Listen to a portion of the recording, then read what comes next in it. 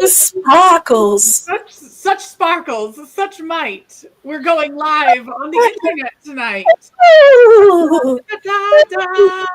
Da da da da da da da da da da da da da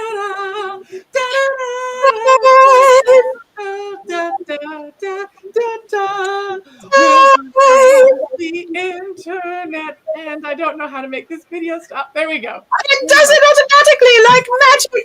Hello, everyone. Hello, and welcome to Tea Time. 'Tis I, Madame Askew, here with my wonderful partner in all things, the Grand Arbiter, and we are so fortunate to have our dear friend Robert Dahlen here with us this evening to talk about books. Most specifically, Robert's newest release, A Wiggle of Slimes. Hello, Robert. Hello, it's good to be here. Glad to see everybody. Yeah, no. Wait, where am I again? You are there. You are here.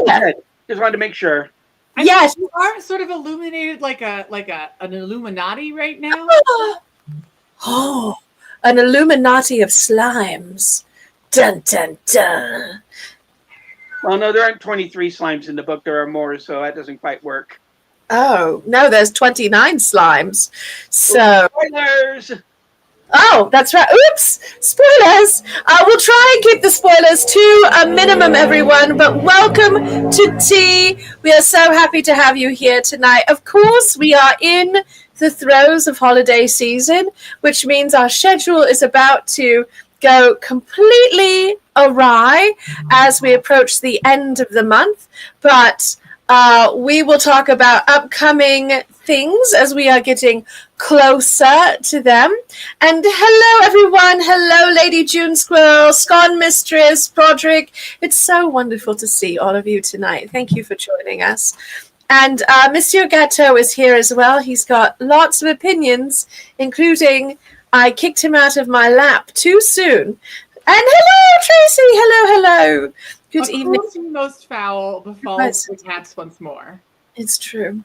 Grand Arbiter, what's new in Steampunk Landia for us? Well, we are in what I call the lull of winter. We are waiting for news on our contracts for upcoming shows. Yeah. So at this current juncture, there is only two places that you're guaranteed to find us. In person. One is, of course, Wild Wild West Con. And while we cannot guarantee any content, we will physically be at WorldCon. Yes, in August. Be there. I don't know if we'll be there in an existential presence or like a psychic one. I certainly wish to damage the city of Seattle with our psychic nonsense. But we are submitting, though. We have submitted, and we are submitting programming to WorldCon. So fingers crossed, everyone. And hello, Kelsey. Hello. Grand Arbiter. Yes. What is something particularly exciting for next year for us, for the Temporal Entourage, that you're really looking forward to?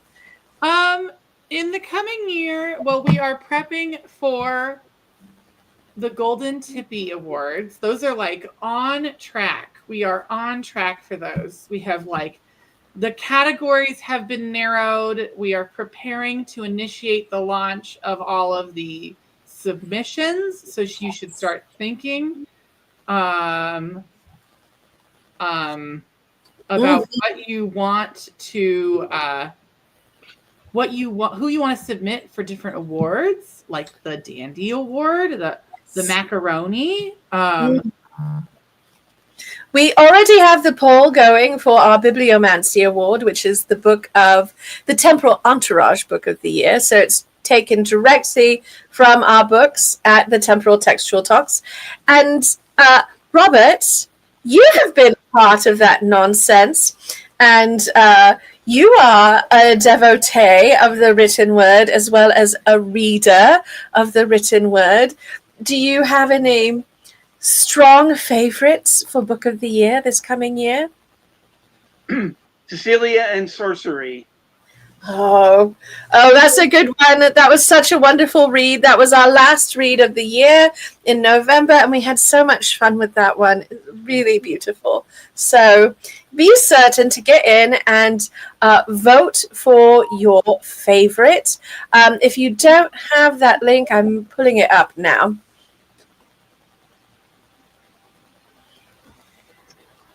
Yes, we must pull up the links, share and spread the Summon link. the link. The The link link. must rise. Yes, I totally did not think about grabbing the link beforehand. So thank you, everyone, for your patience. There it is. But for all of that, for all that, we have our Golden Tippy Awards coming up. They will be at the end of January this coming year. We're very excited. We will announce the event date and everything else and get our other forms out there so you can vote and nominate and all the things. But Robert, you are here because you finished the year up by releasing a new story. And here's a spoiler for everyone. Robert dedicated it to the temporal entourage. So to all of you, for your support, Robert, tell us a little bit about this story. What can you reveal? Well, it's about a specialty business operating near the town of Darbyfield, which many of you will remember from other books.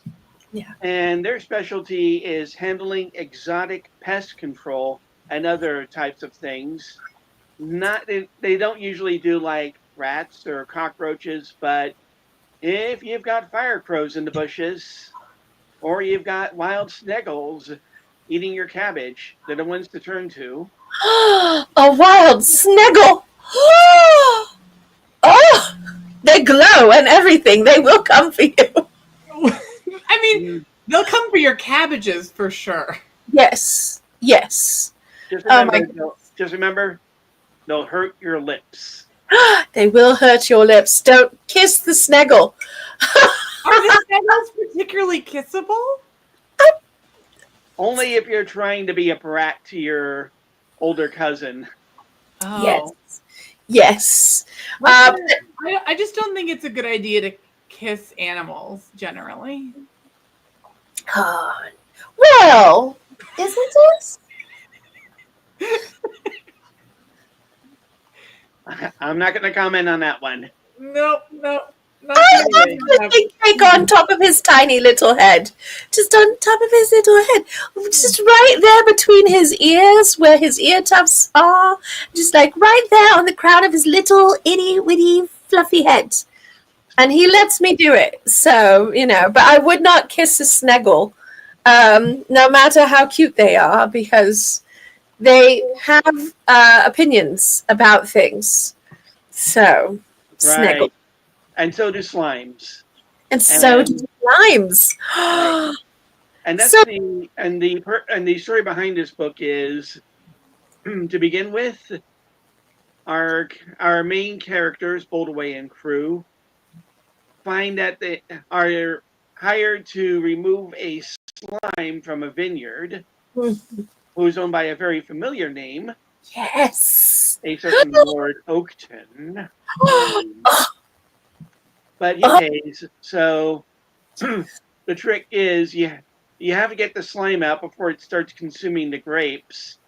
And apparently this one's about to start eating Oakton's prize Rieslings. And you really don't want a slime around because a slime can, with the right conditions, rapidly become two slimes. Or many more slimes. So you want to stop it while it's still the one slime. And it does not go smoothly. And then things sort of snowball from there, and we end up with a bit of a crisis on the campus of Darbyfield University. Is it snowball or slime ball out of there? Good question. Yeah. Well, I know slimes are really ball-like. They're more lump-like, but... They're oozy. Yeah. They're oozy. But I'm very sad we're not going to be talking about the taxonomy of slimes, because I had a whole, what is the requirements of being a slime? Madam, can you edit your mic to take your volume down just slightly? I'll see if I can. No promises. 3 dots, edit mic settings, and then there's mic volume. I don't have a volume control on mine. Let's see, everyone. Let me just turn you down a little bit. I'll do it. Great. Thank you.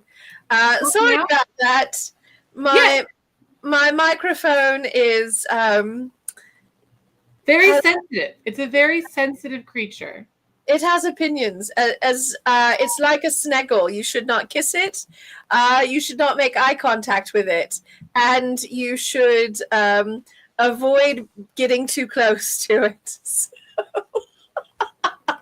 But no, this is a wonderful read, Robert, and you also promised us perhaps additional fun things in 2025. But I love that this is a continuation and an expansion of your wonderful world that you introduce us to in your Peevely Manor books. Can you tell us a little bit about the creation of your cozy steampunk world?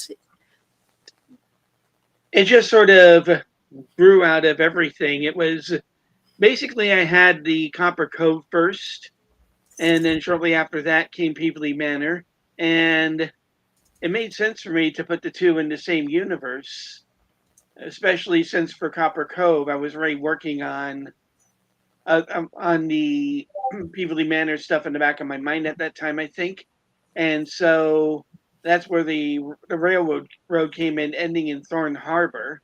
So I had to make up a few place names along the way to go with it, and things sort of started snowballing from there. And I have a very vague idea about everything in the world, but I don't know how much I'll be able to get to over the course of the next few years or however long. We shall all keep our fingers crossed for many, many wonderful installments in your universe that you've created. But I have to know, you have a facility for coming up with just delightful names, not only for your characters, but of the creatures and the places in your world. Do you draw your naming from certain inspiration, or do they strike you as a bit of inspiration fully formed? They strike like lightning. Boom! I love it. This is so perfect. Oh my goodness. Okay. This is a very important question from our buttery goodness. He wants to know how soon this book will be available in a print edition. And I don't know is a perfectly acceptable answer. Thank you, Bill. All right, before I get to that, just a quick correction for one person in the chat. Sneggle is spelled Snegel. Yes, very important. Snuggle. Right. All right, now to Bill's question, and they have something else to shift to after that. The print edition, I don't think it's going to happen with just this one, because it's going to basically not be profitable to do a print edition for such a skinny thing. It's a novelette. It's around 14,000 words, and I don't think that's feasibly doable for print right now, especially on my budget. But what I'm hoping is that I'll be able to do a few more stories with these characters and then get it in a print collection similar to the Tales of Peevely Manor collection, which did their 4 novelettes in one handy collectible book, which you can purchase at fine bookstores everywhere. Yes. At least online. And you can find Wiggle of Slimes at this handy dandy link. So let me put that back up. Pardon me. I did not mean to take it off. And I'll post that up. I got it. Multiple people can work jobs. What? Multiple people working jobs? I'm just sitting here listening to 2 talented readers and authors discuss their sundry thoughts and feelings. Aw, Grand Arbiter, thank you. Right. I'm like, if I can get back to the name thing, which I didn't get too far into after I went boom. Yes. Names are not always static. Sometimes I'll get a name right off the bat, and I'm happy with it. But Charlotte Boldaway, the main character, she actually went through 4 different first names, and it was interesting because when I started coming up with her, the first names I had were a little bit more not professional per se, but a little bit less emotional, a little bit more, possibly even a little bit mean, or at least not totally compassionate. But then the story went along, and I realized that none of these names are working because the first one was just too long and unwieldy, and the next 2 I picked were too similar to people I knew. So I finally hit upon Charlotte, and that's when that along with the beginning scene I started to write after that, is where she evolved out of what she was and became what she is, which is a character with a good sense of humor, a great work ethic, lots of smarts, lots of compassion, and very little tolerance for unkindness. Yes. Oh, and she has a wonderful capacity for pulling together a fantastic little team of people who are similarly compassionate and smart, and a little bit smart Alec too, but in like the best amounts. So, well, it's definitely Walt the dwarf, Walter Regalsplit, if my memory's right. yes. He was an old friend of Charlotte's, back from Charlotte's family farm, who came along with her. And as I put in my notes somewhere, he can be very jolly when he's not being very crabby.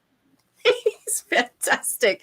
He's a great character, and I'm certain he has a tremendous beard.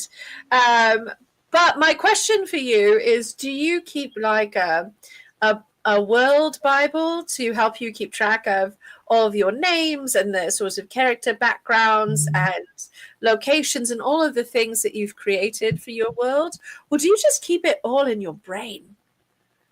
It's all in here. Oh, no. So far. So I mean, far. it's all in here, and it's all in a bunch of files on Google Drive. So If I yes. need to double check the spelling of something or whatever, I just open the document and, oh, there it is. Perfect. No, I love Google Drive for that sort of thing. It's so helpful. The Grand Arbiter and I hold on to some of our dossiers in a similar fashion. We do have a cheeky question. Alicia says, so it's our job to help germinate more ideas for more stories for your collection in the future. Well, I appreciate the offer, but I've got plenty of ideas in one document on that hard drive. So I need to go back and look at it and find one that I think will work better for the second story than the one I've been bouncing around in my head for a while. It's still not where I want it to be, and I'm thinking maybe it's time to try something else. I've got a great idea for the third story and a good idea for the fourth one, but the second one I think still needs to have Walt go after it with his mallet and go bam, bam, bam a few times.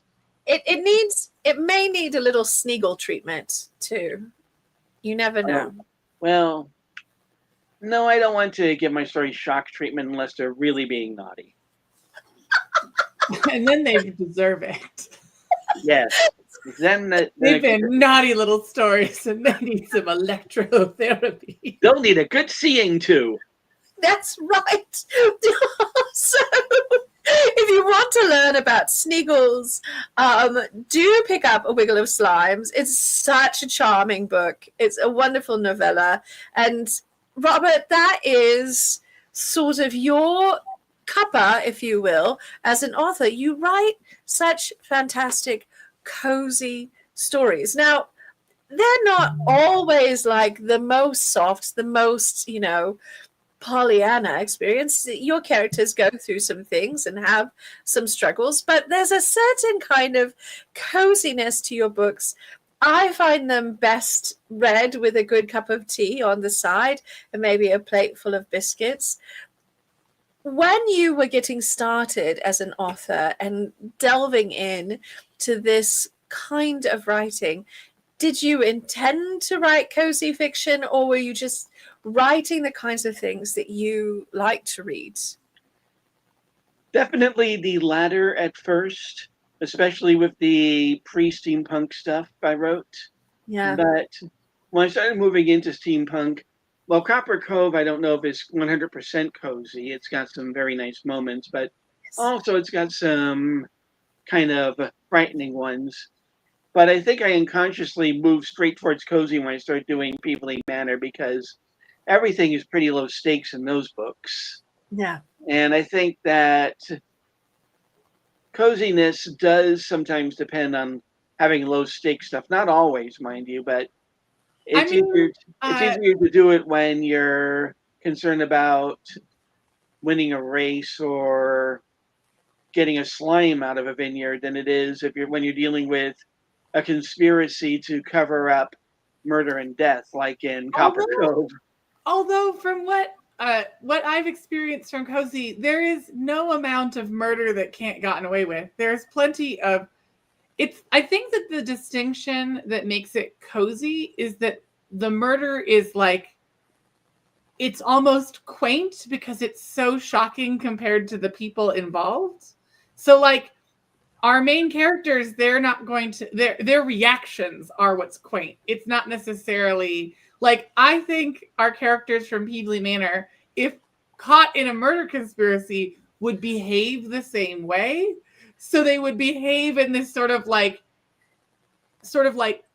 soft exterior kind of way. Like there's no way to like, for Murder, She Wrote, for example, every episode is almost a murder, right? But it's because we only have like a sort of level of engagement with those main characters that like the secondary characters are like, they're just here for the one murder and then we never talk to them again. Goodbye, that murder is done. Exhumed the stage. But I do think that Peabody Manor, more than being just cozy, it's not just a cozy mysteries. It's slice of life, which I think is always a like lovely aspect to that narrative. It builds on a series of people who are warm and compassionate and patient with one another, and just imagines a nicer world, which I think is nice. It is lovely.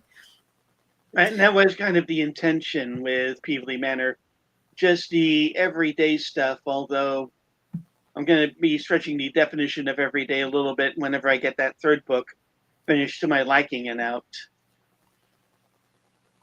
Copper Cove certainly does have trains and fights on trains. Well, one train and one fight on a train. I mean, that's enough for us and our community. We're very keen on trains. I mean, the percentage of things without trains, like the trains to not trains ratio is abhorrent in our current society.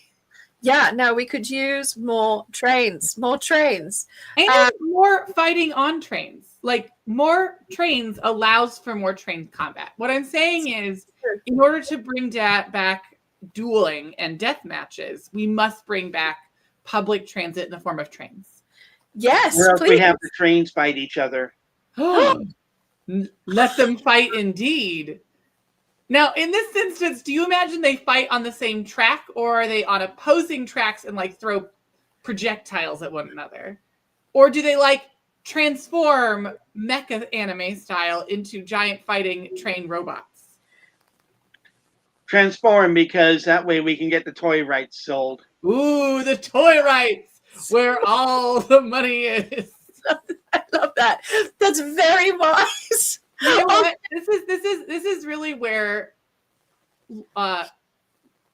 Andrew Lloyd Wright really went wrong, was not making Starlight Express about battling train robots. Yes. He really did not emphasize those toy rights. He did not push that.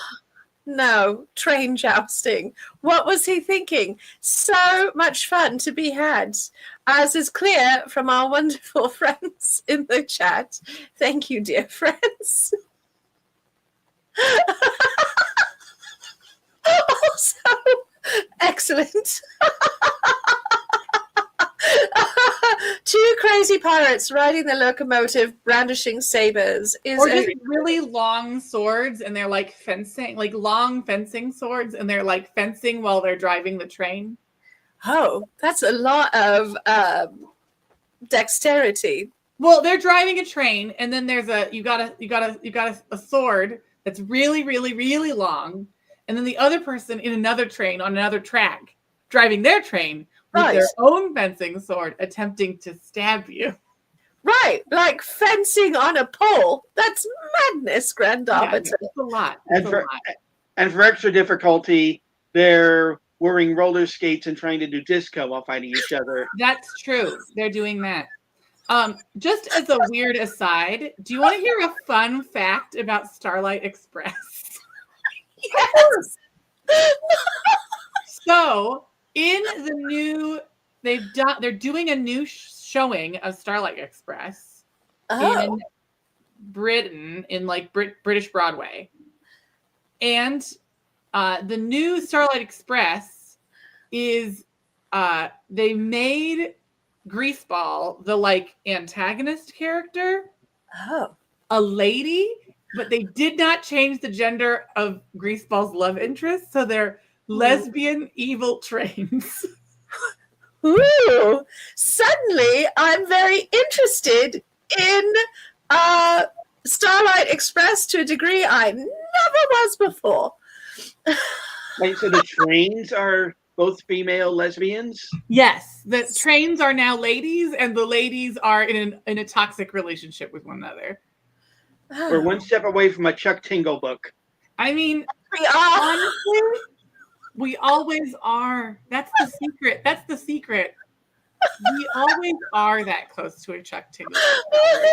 We really are only one unfortunate pants incident and trip to being pounded in the butt by, a tea set. Oh, why hasn't Mr. Tingle written that one yet? Oh, he's too busy writing horror novels now. It's true. We do love Chuck Tingle, though. And we love you, Robert, and your fantastic books. Listen, whilst you may not have the same level of notoriety on the interwebs as Chuck Tingle, I think that you are every bit as beloved in our corner of steampunk, and that you bring a very similar energy of kindness and compassion. And you also do a lot of work not only as an artist yourself, but to uplift so many other artists. I've gotten so many book recommendations from you, so much music suggestions over the years. And also, you are like a Grand Duke of great podcasts. So thank you for that work as well, because you bring so many things to our community. And it's a joy to be here celebrating a piece of work that you have created and put out in the world. Thank you, Buckaroo. You're welcome. So if Chuck Tingle fans are buckaroos, Robert, what would you call your fans? Awesome. Oh, that's charming. And also very appreciated. There may not be many, but we are strong. We are proud, and we are legion. And we love. We will rise up. Is it Stoop Waffle time? Yes, it is Stoop Waffle time. Oh my goodness! You know what? I'm sad we didn't come up with what is the fancy creature after naming it. Like, we've got a character that's like, okay, what is the magical creature called a stoop waffle? Like, there's all sorts of cool stuff. Future patron corners. Yes. For sure. Yes. Okay, so we are moving into our patron corner for today. Hold on, I got really blurry for a second. I got too excited. Yeah. So today's topic is about accessories for cozy crime fighters. So today we're going to be discussing, what does your cozy accessory say about your cozy crime fighter? Yes. Yes. So we will just go through a list of accessories and we will describe what traits we think that object inspires in our characters and what we think it says about them. All right. So Robert, if you would like to provide an accessory first, you can. Otherwise, I will use the master list of accessories that, of course, I keep in my brain after being beaten into me by Madame Askew. Just a massive list of accessories. Just clothing accessories or tools of the trade accessories? Let's say we're open to something that they would not be caught without. So, like, if they're regularly wearing it, that's fine. A cloak. A cloak. Yes. I think it actually says that the person is a little bit like a traveler, someone who's always on the move. Maybe they're like a traveling salesman that solves crime on the side. They're really bad at being a traveling salesman, but they're really good at solving crime. Yes. Something like that. A crime-solving, traveling salesperson. I like that. I also feel like a cloak or a cape could be a thespian. It's a very dramatic garment. Ooh. So one of my favorite tropes in best series of all time for trope television, Leverage. Is that one of the characters is a incredibly bad actress unless she's doing a con. That's right. She's so great. And so the idea is that so you could have a character who's incredibly bad at being an actor unless he's trying to catch a criminal. He or she or they are trying to catch a criminal. Ooh, I love that. I love that. And the cloak, also hides many accessories and is a great way to hide yourself in a dark corner. So excellent. And Sophie Devereaux is very talented. I love her a lot. She's really great. We love that. And of course, there's always the dramatic exit. Oh yes, they could be like an extra dramatic person. Yes. They could also be like a little bit goofy, like Tuxedo Mask, where they like whip from Sailor Moon, that whips their cape around and basically does nothing but like announce something and then leave a room. Dramatically throws a rose, whips the cape. I've solved the murder, and then leaves. I understand so much better why you asked me to add a cape to every one of your costumes now, Grand Arbiter. I was told, you sort of demanded that I add more layers. You were like, I want to make more things.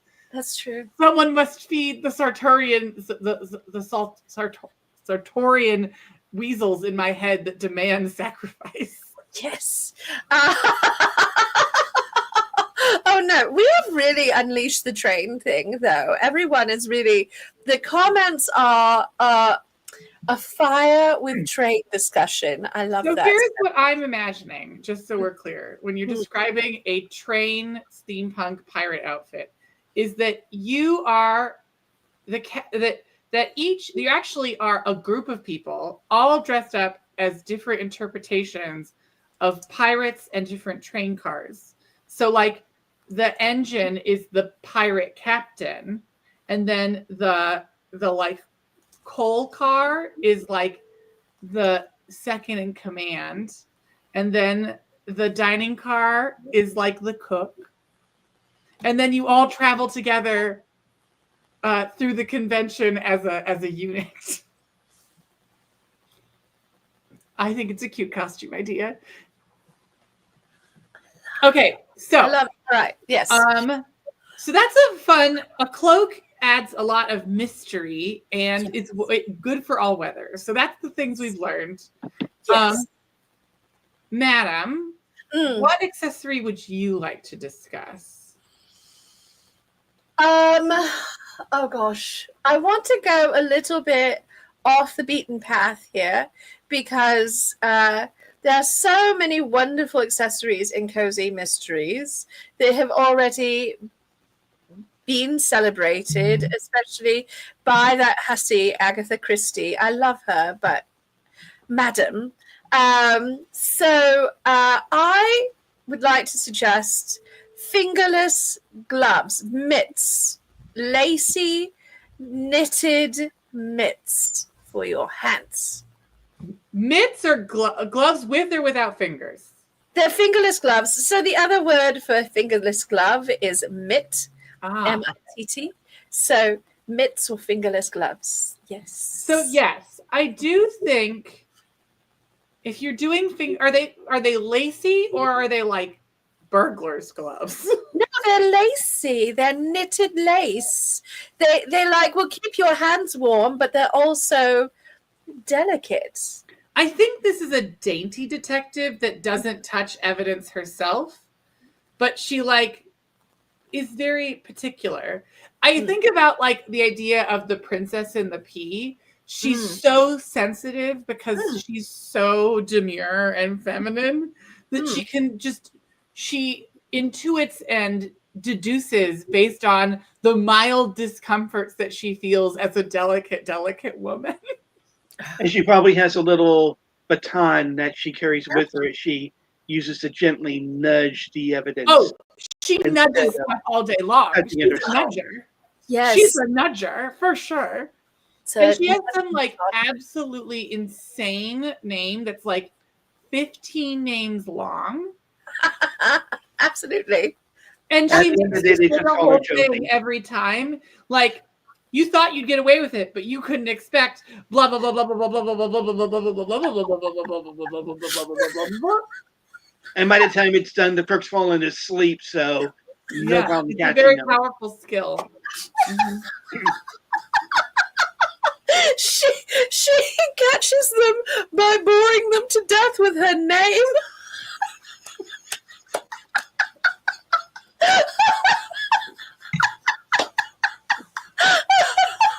Yes, that's her MO. Unfortunately, there was a drawback when she was taking on old Vic Trafford and his hearing aid had conked out, so he just sort of stared at her for a couple moments and then buggered off. Oh. Yeah, I think that this is one of those things where it's, if you ever make a story that's like competing detectives, because that's a pretty common trope where it's like 15 detectives all in one house to solve one murder. What happens? This is definitely a character who would be very annoying, but also very funny. So is it a good one like Clue or a bad one like Murders from Karloff Manor? Oh, no, I disagree. We're not going to get into this debate because I will debate you because I have opinions and they are sharp and pointy. Well, the story for Murders from Karloff Manor was great, but the magic set left a bit to be desired. Y'all are weak. That's all. I'm not going to go from there, but like, y'all don't know. Y'all don't know the darkness. I understand your opinion, Robert, but this is not the time nor the place. I respect that judgment. I will battle you to the. I'm not actually upset. I'm being dramatic for comedic effect, obviously. But no, I have strong opinions that Karloff Manor is underappreciated, in my personal opinion. It is not the worst set of the year. The worst set of the year was not an actual set, even though it had some interesting cards. The worst set of the year is Assassin's Creed by far, 100%. Oh, so what I'm hearing is we need to have Robert back, so the two of you. If we need to debate magic, I guess. I don't know who's gonna watch me sort of wax pontifically to poor Robert while I sort of browbeat him to death, and he will either have to take a large number of damage or let me draw 3 cards. Shocking. That joke is for Robert because he knows what I mean. Pity I've got mana untapped from my negate. Well, I'm sorry. I used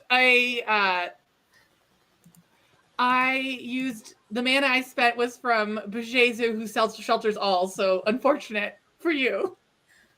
So No, this is dumb. We are going down a bad road, and we're going to move away because now we're confusing Madame Askew, and she's sort of getting concerned that we're actually going to fight. I mean, I don't think the two of you are actually going to fight. Robert's much too sweet for that. I'm not. That's the problem. Is that Robert is sweet enough, but I'm going to tell you right now, the violence. She lives inside me, and she's eager to play. And this is why magic is a dangerous place. No. So to come back, however, yes. Robert and I have each given an accessory. It is your turn, Grand Arbiter, to deliver to us an accessory. An accessory that you don't see enough, particularly on women, is the monocle. The monocle. Oh, I love a monocle. I love a monocle as a business thing. I also like the monocle on. I like the sort of twist on a butler character where the butler solves the crime and the other person is sort of a ne'er-do-well kind of. It's a go-to trope, but it's a cute one. Yes. I mean, it's something that's a trope Robert and I both like from our reading proclivities. So, yes. The trick is with monocles, though, don't they tend to imply that there might be, in some cases, a bit of sinisterism at work, especially if I think it depends on how the monocle is used. Because there's monocled people who are like monocled people who are like that it represents sort of wisdom and intelligence and a sort of like common sense, right? You know, there's a person who's like, I'm cleaning my monocle while I tell you some truth about life, right? Like I'm cleaning my monocle before I put it on because I need to explain to you how you're being quite foolish and this is how you fix your life. And you can drop it when you're stunned. Tracy is absolutely correct. Listen, we're going to talk about monocles some more because Robert has brought up legitimate concern about monocles. But I have to tell you all, this is such a magical moment for me because I have been wanting to convince the Grand Arbiter to wear a monocle as part of the only reason we don't wear a monocle is that my face is not particularly built for monocles. Yes, it is. And the other part is I don't like having accessories on my body like that. Oh, I'm going to get you a quizzing glass. You can just pick it up. It's like a monocle you hold and then you drop and then you hold it and then you drop it. And you can look at things quizzically. And I've wanted this for 10 years. I think you have something else that's weighing down the scales that you should probably be focused on. Listen, don't come for me. Don't come for me right now. It's not me who's going to come for you. It's going to be your sartorial choices and the blood bargains that you made with the sartorial gods, the sort of draconian rules of Sartorian culture that you're part about. I feel very called out right now, Grand Arbiter. Exercises? Yes. Or perhaps we could, instead of a monocle, have him get pins in his glasses. Is that how it's pronounced? Oh, yes, pins on a little stick. I think that we should try all sorts of things. I think that that's the thing with accessories is sometimes it's just about putting it on my person and understanding that it cannot be of value because I will put it down and it will be lost forever. We're going to attach it to a ribbon and hang it on your neck. It's gonna be itchy. I'm gonna take it off. I'm gonna put it on the ground. We're gonna walk away. It's gonna be gone forever. You've got to think long term about what is gonna happen.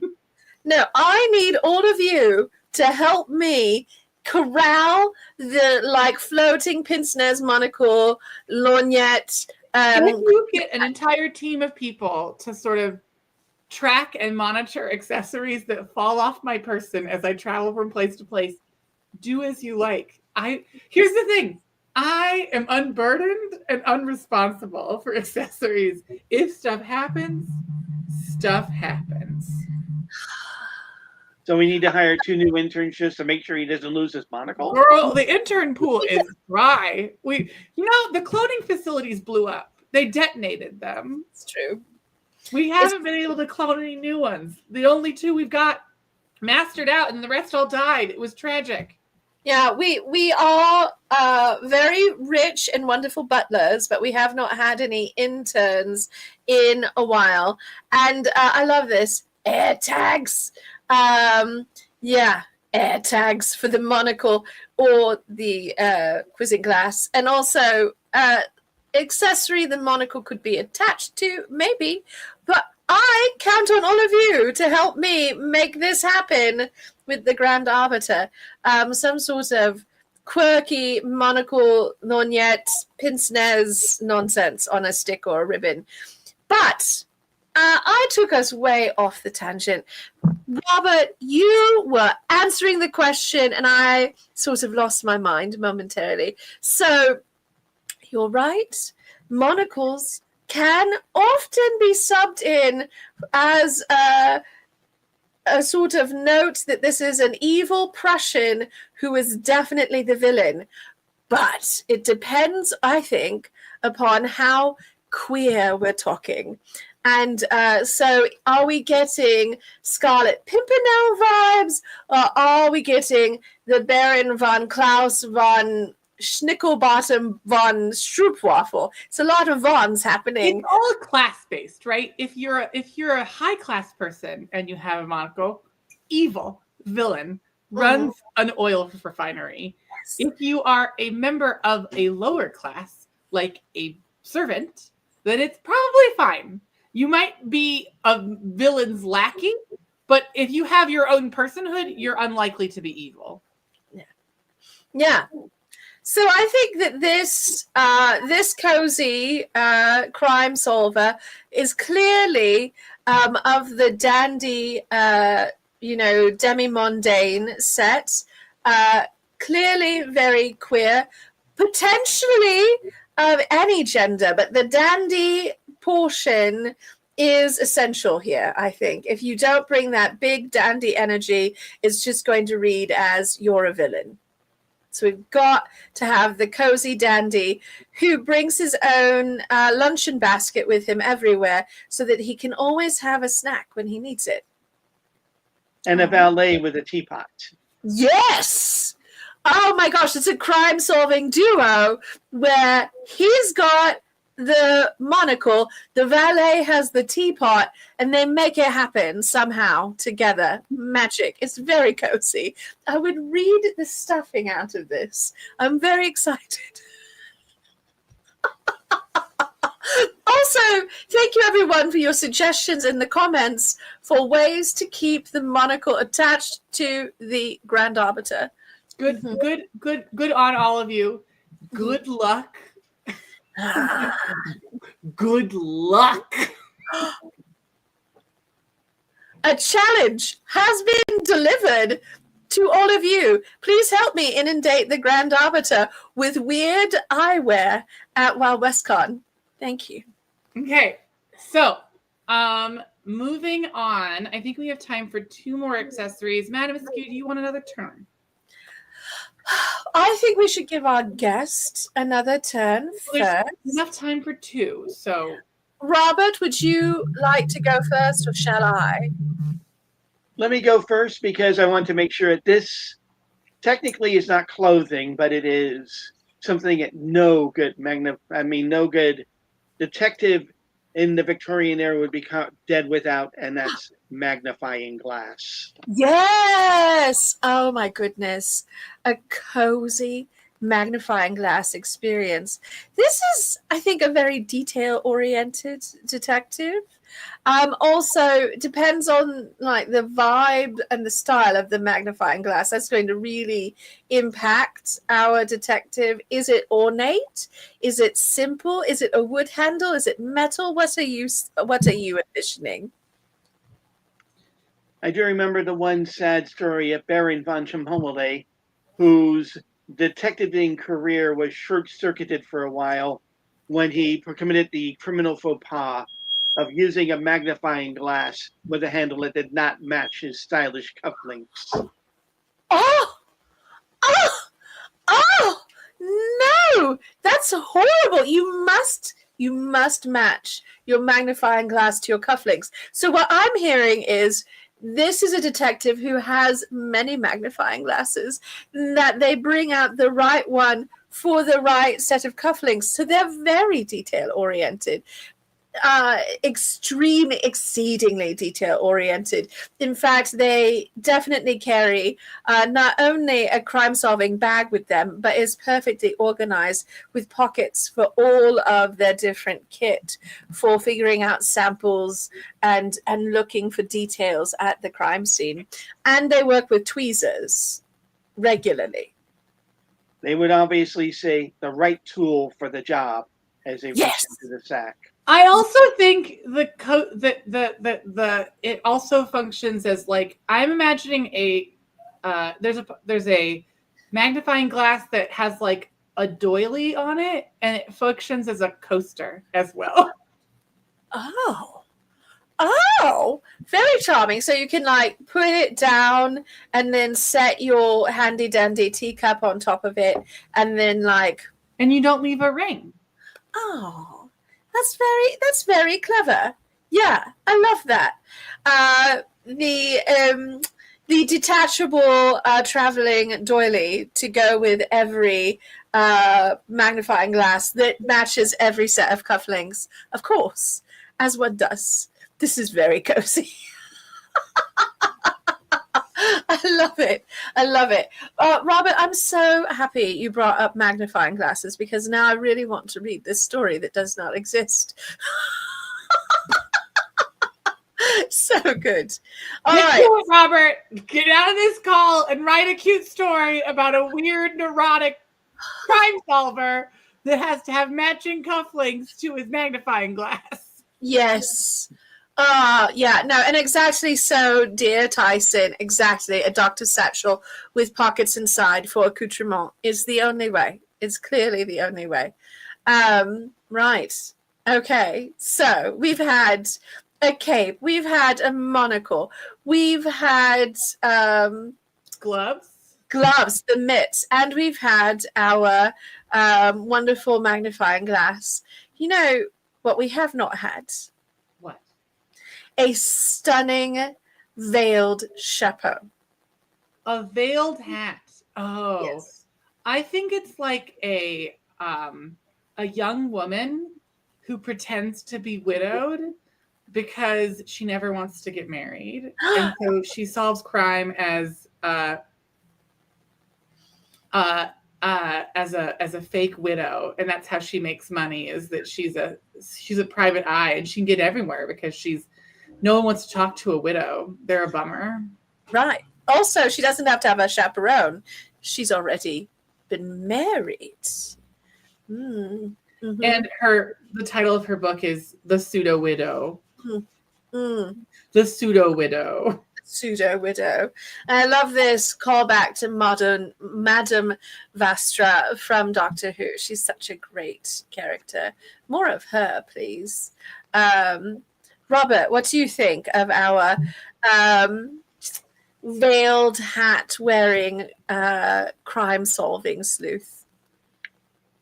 She needs some sort of assistant, either a Strax-like assistant who is big and small, and big around but small in stature, who will do the dirty work, or a dog. Maybe it's a talking dog. This is a very cozy mystery. I think she has an incredibly crotchety bloodhound, like a really crotchety one whose ears drag on the ground. And he's old, and he's grumpy, and he's immortal, and he can talk. An old, cranky, immortal bloodhound who can talk. I love it. Yes. Love it. He's actually a member of Lamb Wolf and is there to try to get her married. Oh. But because he's been unable to, he can't die, which is all he wants, is to get her married so he can die. He's cursed. He's about to retire. He's supposed to retire from doing this meet cute bullshit. And he's stuck with this woman who will never get married to anyone. And so now he's just going to solve crimes because he can't get out of the contract.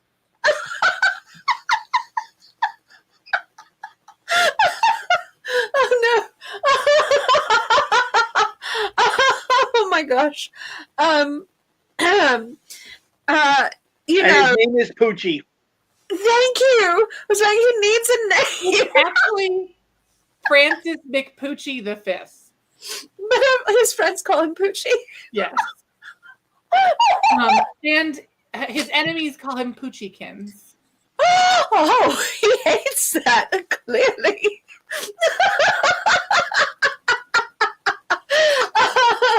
So, Robert, this has been so wonderful to have you here, sharing the time with us and to celebrate your book a little bit. Of course, not nearly as much as it deserves, because we cannot hold an entire party in person and invite all of our luminaries to be there to have cake and punch with you. But I'm so excited and so delighted. You know the real bummer that we can't throw the party? We can't load Robert into a cannon and shoot him into space to enjoy the travel, and just as he flies through, like copies of his novelette will fall down, like he's novelette Santa. Oh my God. Like, why are we shooting Robert into space? Right, to deliver a copy of your book to every man, woman, and child on Earth in a single night. Yeah, every good steampunk, put out your stocking. Honestly, I feel like every good steampunk would already be ordering your book. That is like a little bit of shots fired. I know we cannot all order books, but... And every good steampunk had better be there with a net when I come down. Yes! We will definitely... Gravity catcher, electrostatic, some kind of electrostatic Tesla net. Ooh, I like that. That's also solid. We will catch you, though. We are not going to shoot you up into space and not catch you. That would just not be cricket. So, just make sure you get the right one. Don't get the one that's actually labeled trampoline. Boom! Right back up. Well, we will do it the first time, but it's just so we can have like what's it called? What is that thing called? Right? What's that thing called? I don't know where you're going, so I'm excited to hear what that thing is called. Robert, we will never shoot you into space without a backup plan. We play like the Benny Hill song while we're running around trying to catch you. They'll play the Benny Hill song. Oh, that does not fill me with confidence. No, that does not sound like it's going to go well. But we'll actually... It will be funny, which is arguably more important. But we want Robert to live to write another...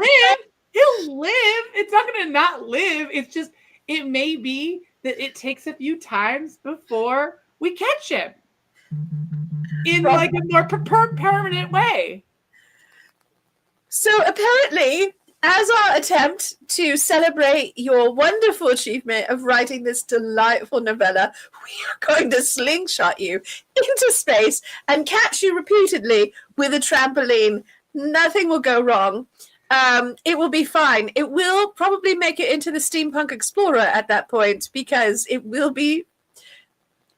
Breaking news! Madam Askew and the Grand Arbiter launch known steampunk author Robert Dahlen into orbit. Is now currently orbiting the last moon of Jupiter as they failed to capture him on his third re-entry with their patented Tesla trampoline. This never happens to Gail Carricker, does it? No, it does not. It's only for you. Gail's much more likely to yell at me, and so my shenanigans are heavily curtailed.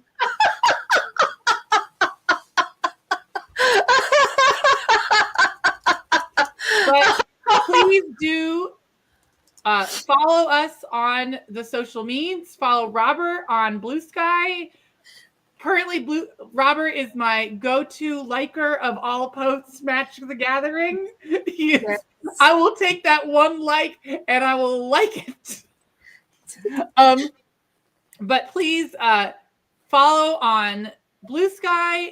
Purchase that book. I know that most of you already own it, but it's a very cheap buy. It's only two buckaroos, maybe 2 buckaroonies. 2 buckaroos.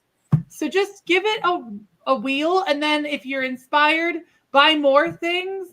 The lesson that I've learned with writers is you have to buy a lot of them before another one will show up. Yes. So you have to buy a lot, and then leave reviews, ratings, comments on any place you can if you really enjoy it, because those really make the difference. They do. And may I say, if you are like, I haven't read anything by Robert yet, start out with the wonderful Peevely Manor books. Go into Copper Cove, treat yourself, and then finish up with A Wiggle of Slimes. It's like a wonderful way to celebrate the holiday season, to give yourself a laugh, to make your heart grow 10 sizes, and to be filled with the joys of tea time and found family and slime, to be filled with slime. Yes, give yourself a slime for Christmas. All the slimes. All the slimes. An entire wiggle of slimes, in fact. And so, with that, my darlings, and dear Robert, I want to remind you all to please go forth into the world and treasure yourselves as we treasure you. It is so important as we are getting in to the holiday season, and RSV and COVID and the flu are all floating around. Please wash your hands, get your boosters and your vaccines, wear a mask if you need to. Don't forget, COVID tests are out there and available and not that expensive. So check yourself, take care of yourself. Remember that self-care is the best way to treasure yourselves. And if you don't, I shall have to haunt you like an enraged cat, and you will never get an opportunity to play Magic the Gathering or any other card game again, because I will knock all those cards onto the table. I don't even understand Magic, but you're not going to be tapping any cards or gaining any mana again. I grokked that much of the game. Actually, I can respond to your response by activating mana at any time. That's a special action. Sorry. All right. Well, that's fine. But just take care of yourselves, my darlings. And if you are looking for something nice to do for the Grand Arbiter and I, please consider joining our Patreon. It's a hard time. I know it's a hard time, and we're all having to watch our dollars. But every dollar that someone contributes to our Patreon really powers this machine and allows us to do things like have our wonderful Friday tea and welcome our wonderful guests. So please consider it. I am personally deeply grateful for every one of you who subscribes to our Patreon. You make such a difference in my life all the time, and you enable the Grand Arbiter and I to make art every week. So thank you, everyone. Grand Arbiter, would you like to say some last words as we launch out into the universe? Know this. Our hearts and your hearts beat at a rhythm that is inescapable. And that rhythm is, of course, aligned with yakety sax. Bye, everybody. See you next. We have show next week, but we won't have one the following week. You will Good not. night, everyone. Good night, See you. everybody. Bye Thanks bye. for watching. We'll see you Thanks for next having week. me. Bye. Thanks for Bye. buying. Bye. Thank Bye. you. Bye. Wave wildly. Wave like you're a slime. Wave like you're a slime.